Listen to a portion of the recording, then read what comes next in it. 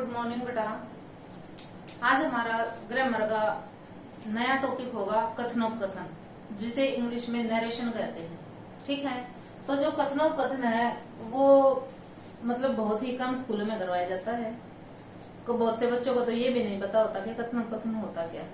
ठीक है, इसमें 8th क्लास तक के बच्चों को तो बिल्कुल भी नहीं पता होता कि कथनोपकथन होता क्या है।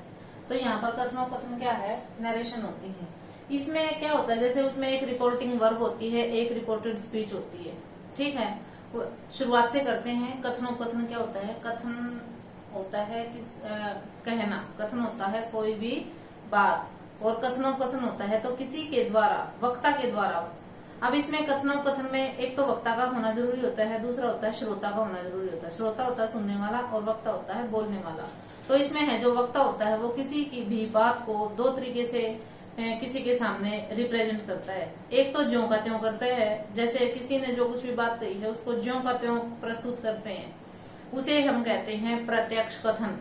और दूसरा है कि बात वही होगी, मीनिंग उसका वही होगा, लेकिन उसे अपने तरीके से, अपनी सहूलियत के अनुसार जब उसमें चेंजिंग करके जब उसे प्रस्तुत करता है वक्ता, तो उसे कहते हैं अप्रत्यक्ष कथन। तो किसी भी बात को प्रस्तुत करने के लिए वक्ता दो तरीकों का प्रयोग करता है, एक तो प्रत्यक्ष कथन और दूसरा होता है अप्रत्यक्ष कथन। अब दोनों में पहचान क्या होती है? जो प्रत्यक्ष कथन होता है उसमें किसी के द्वारा, वक्ता के द्वारा कही गई बात को ज्यों का त्यों लिखा जाता है, और जो ज्यों का त्यों लिखते हैं वो डबल इन्वर्टेड कॉमास में लिखते हैं, दोहरा उद्धरण चिन्ह में लिखते हैं।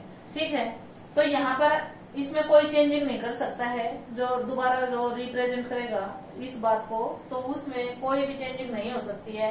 और जो दूसरी जब अप्रत्यक्ष होती है उसमें हम अपने तरीके से, साधारण तरीके से उसमें हम चेंजिंग कर सकते हैं, लेकिन उसका मतलब वही होना चाहिए। उसमें हम योजक शब्द का भी प्रयोग करते हैं। अब इसमें जो हमारी प्रत्यक्ष कथन होता है उसके दो पार्ट होते हैं। एक तो राम कहता है मैं दिल्ली जाता हूँ। राम कहता है मैं दिल्ली जाता हूँ, तो यहाँ पर मैं कौन है? ये राम ही है। राम कह रहा है कि मैं दिल्ली जाता हूँ। अब इसमें जो राम कहता है ये हो गया हमारा प्रस्तुत करने वाली क्रिया, जिसे इंग्लिश में कहते हैं रिपोर्टिंग वर्ब, प्रस्तुत करने वाली क्रिया। और मैं दिल्ली जाता हूँ जो इन्वर्टेड कॉमास के अंदर जो होती है वो होती है प्रस्तुत की गई वाणी। ये जो प्रस्तुत की गई वाणी है उसे इंग्लिश में कहते हैं रिपोर्टेड स्पीच। ठीक है, तो इसके दो पार्ट होते हैं। प्रत्यक्ष कथन जो होता है उसके दो पार्ट होते हैं, एक तो प्रस्तुत करने वाली क्रिया और दूसरी होती है प्रस्तुत की गई क्रिया, वाणी, प्रस्तुत की गई वाणी।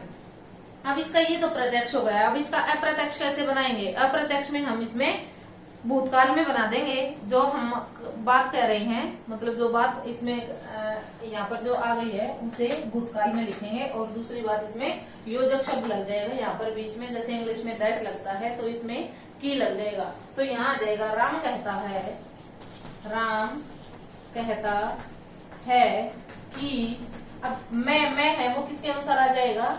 इसके अनुसार आ जाएगा कि वह दिल्ली जाता था, दिल्ली जाता था। ठीक है, और इसमें लास्ट में पूर्ण विराम आ जाएगा। इसमें मुख्य 3 बातें ध्यान रखनी है। जो इसमें है ये प्रत्यक्ष वाणी है, उसकी मुख्य 3 बातें रखनी है। प्रत्यक्ष वाणी से अप्रत्यक्ष वाणी में बदलते समय 3 बातें। एक तो आपको प्रत्यक्ष वाणी का पता चल गया, वो इन्वर्टेड कॉमास वाली होती है।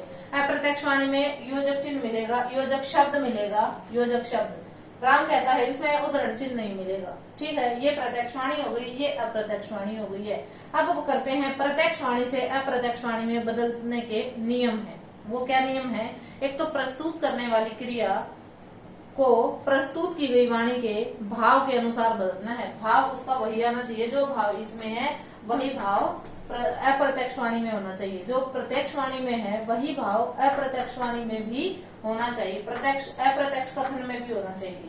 सेकंड बात है इसमें प्रस्तुत करने वाली क्रिया व प्रस्तुत की गई वाणी के बीच में योजक चिन्ह का, योजक चिन्ह नहीं योजक शब्द का प्रयोग किया जाता है। ठीक है, योजक चिन्ह तो ये छोटा सा जो माइनस होता है ये योजक चिन्ह होता है, इसका नहीं योजक शब्द का प्रयोग किया जाता है, जिसे समुच्चय बोधक शब्द भी कहते हैं, इसे योजक शब्द भी कहते हैं।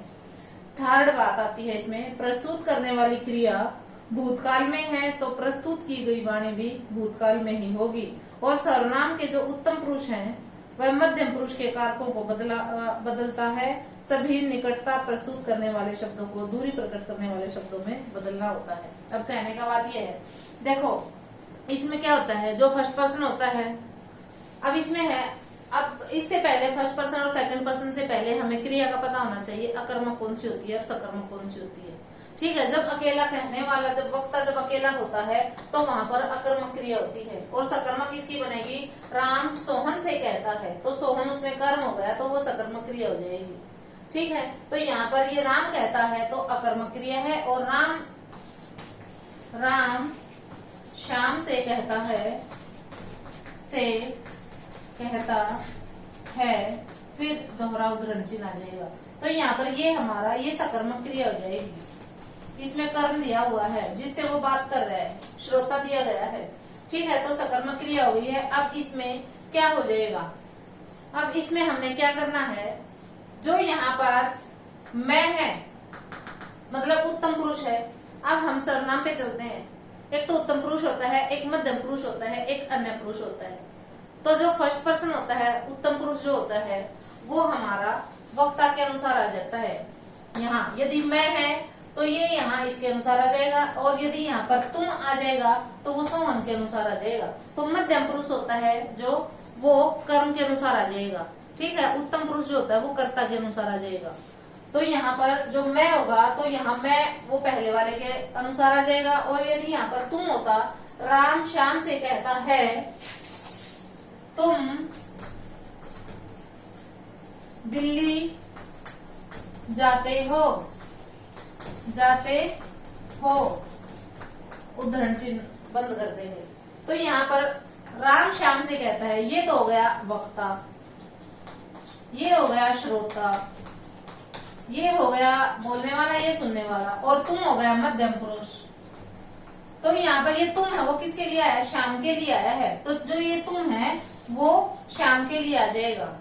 ठीक है, तो यहाँ पर ये मध्यम पुरुष है वो श्रोता के अनुसार आ जाएगा। मध्यम पुरुष श्रोता के अनुसार, कर्म के अनुसार, ये कर्म है यहाँ पर, और ये कर्ता है। तो जो उत्तम पुरुष होता है वो कर्ता के अनुसार आता है, और जो मध्यम पुरुष होता है वो कर्म के अनुसार आता है। और जो अन्य पुरुष होता है उसमें कोई चेंजिंग नहीं होती है, उसमें नो चेंज होता है। जो थर्ड पर्सन होता है, फर्स्ट पर्सन है वो सब्जेक्ट के अनुसार, सेकंड पर्सन है वो ऑब्जेक्ट के अनुसार, और जो थर्ड पर्सन है वो नो चेंज होता है। तो इसमें भी ऐसे ही होता है। तो जो फर्स्ट पर्सन होता है, जो उत्तम पुरुष होता है, वो सब्जेक्ट मतलब कर्ता के अनुसार, और जो सेकंड पर्सन होता है तुम है इसमें सेकंड पर्सन। एक बार वो और बता देती हूँ, उत्तम पुरुष में कौन कौन से आते हैं, मैं और हम। मध्यम में आते हैं तू, तुम और आप, और अन्य में आते हैं यह, ये, वह, वे, यह, ये, वह, वे, ये अन्य पुरुष में आते हैं। इसमें कोई चेंजिंग नहीं होती है। जो मध्यम पुरुष होता है वो कर्म के अनुसार आता है, ऑब्जेक्ट के अनुसार, कर्म के अनुसार, और जो उत्तम पुरुष है वो कर्ता के अनुसार, सब्जेक्ट के अनुसार आता है। फर्स्ट पर्सन सब्जेक्ट के अनुसार, सेकंड पर्सन ऑब्जेक्ट के अनुसार, और थर्ड पर्सन है वो नो चेंज होता है। तो ये बात आपको ध्यान रखनी है। तो जब हम प्रत्यक्ष कथन से प्रत्यक्ष वाणी से अप्रत्यक्ष वाणी में चेंज करते हैं तो उसमें हमने ये चेंज करने होते हैं। ठीक है, अब आता है इसमें सामान्य वाक्य। अब इसमें जो सामान्य वाक्य होते हैं, सरल वाक्य होते हैं, फिर उसमें विस्मयादिबोधक वाक्य होते हैं, प्रश्नवाचक वाक्य होते हैं, इच्छावाचक वाक्य होते हैं, और जो बहुत सारे जो वाक्य होते हैं उसमें अलग अलग नियम बनेगा। तो आज हम केवल सरल वाक्य की करेंगे, फिर नेक्स्ट हम और अन्य वाक्यों की करेंगे। ठीक है, आज आपको बस इतना ये समझना है, प्रत्यक्ष कथन क्या होते हैं, अप्रत्यक्ष क्या होते हैं, उसमें कितने पार्ट होते हैं। जो प्रत्यक्ष कथन होते हैं उसमें 2 पार्ट होते हैं, और फिर वो उत्तम पुरुष किसके अनुसार बदलता है, मध्यम पुरुष किसके अनुसार बदलता है, और थर्ड पर्सन है वो किसके अनुसार बदलता है, वो भी आपको याद करने हैं। ठीक है, तो नेक्स्ट आता है, अब इसमें नेक्स्ट आता है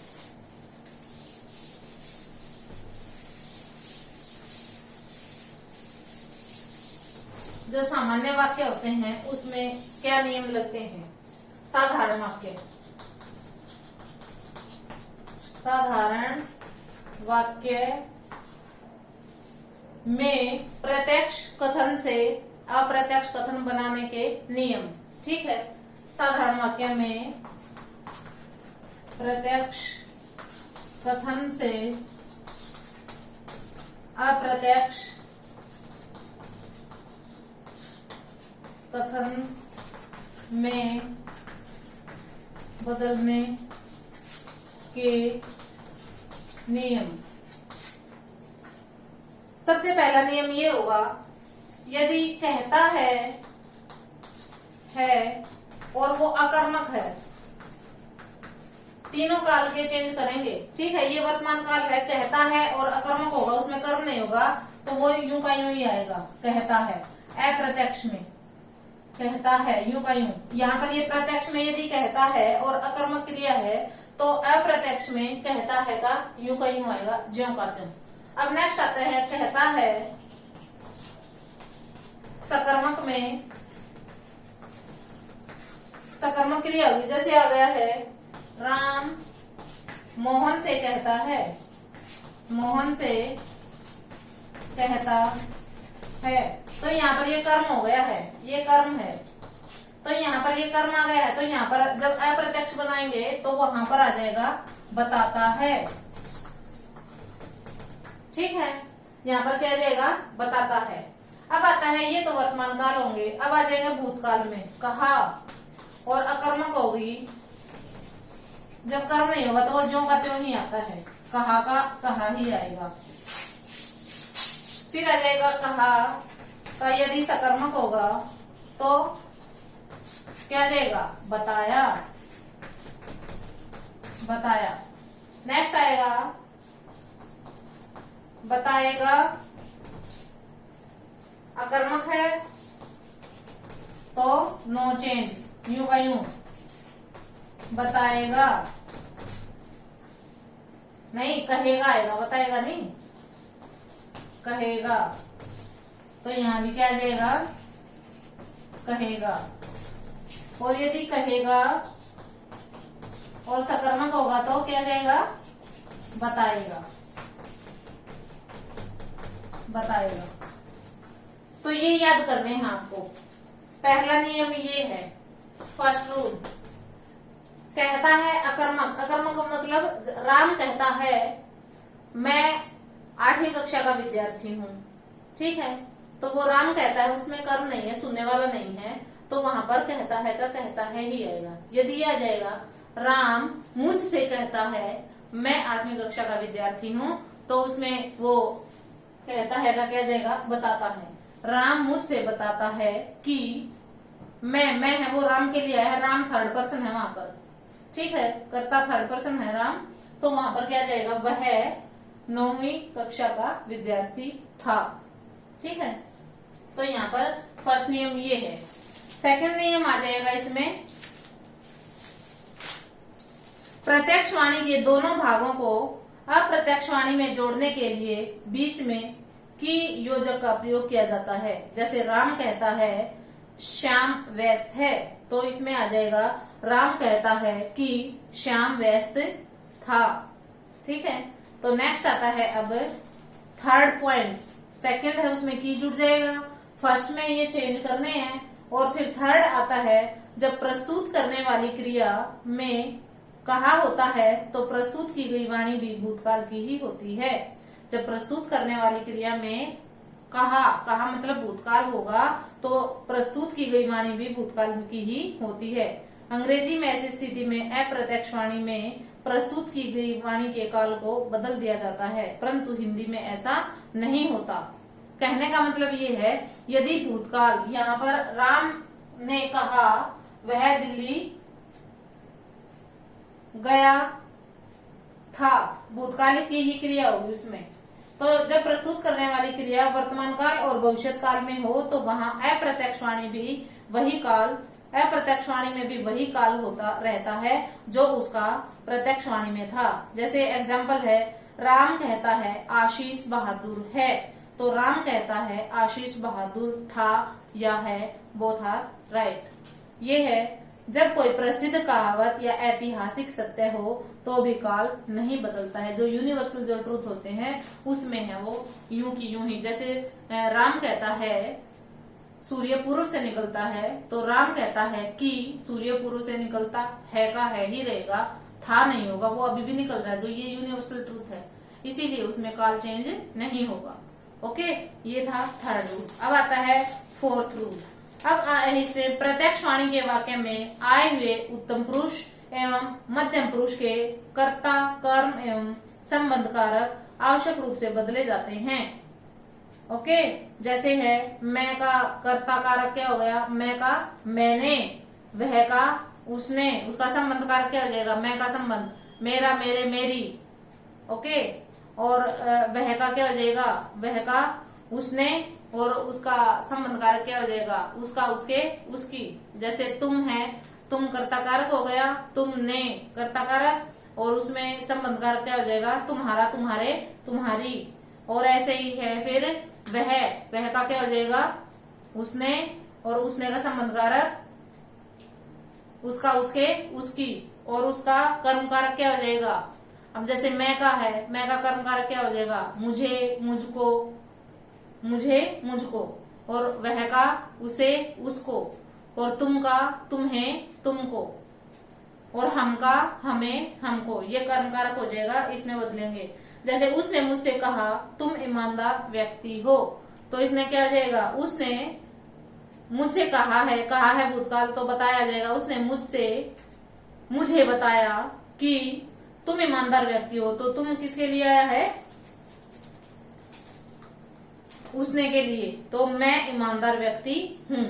तो यहाँ पर ये उत्तम है वो उत्तम पुरुष है वो कर्ता के अनुसार, मध्यम पुरुष है वो कर्म के अनुसार, और जो अन्य पुरुष है वो नो चेंज हो जाएगा। और जो पांचवा नियम है निकटता प्रकट करने वाले शब्द, जैसे आज है, आज का हो जाएगा उस दिन, ठीक है, तो यहाँ पर आज का हो जाएगा उस दिन, और ये का हो जाएगा वे, बीती रात का हो जाएगा पिछली रात, अब का हो जाएगा तब, बीता कल हो जाएगा पिछला दिन, और यहाँ का में यहाँ है जो वो चेंज हो जाएगा वहां में। तो निकटता प्रकट करने वाले शब्दों को दूरी प्रकट करने वाले शब्दों में बदल दिया जाता है, और इस समय से को बदल दिया जाता है उस समय से।